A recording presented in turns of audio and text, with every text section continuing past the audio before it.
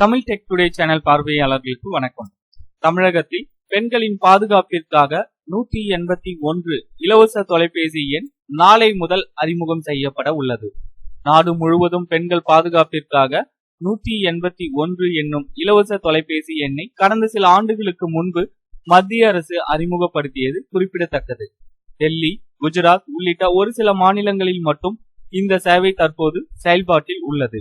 இந்த நிலையில் தமிழகத்தில் பெண்கள் பாதுகாப்பிற்காக 181 இலவச தொலைபேசி எண் நாளைய தினம் திங்கட்கிழமை முதல் அறிமுகம் செய்யப்பட உள்ளது.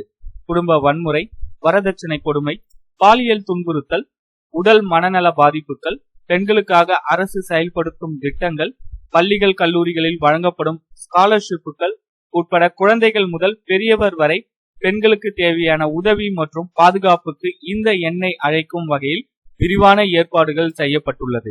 இந்த எண்ணிற்கு வரும் புகார்களை சேவை மையத்தை நிர்வகிக்கும் அதிகாரிகள் முறையாக பதிவு செய்து வைக்கும்படி உத்தரவிடப்பட்டுள்ளது குறிப்பிடத்தக்கது.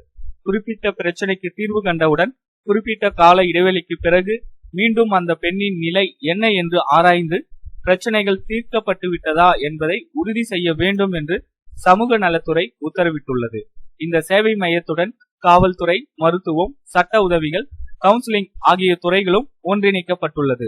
பெண்களிடம் இருந்து வரும் அழைப்புகளின் அடிப்படையில் அவர்களுக்கு தேவையான உதவிகள் வழங்க இது உதவியாக இருக்கும்.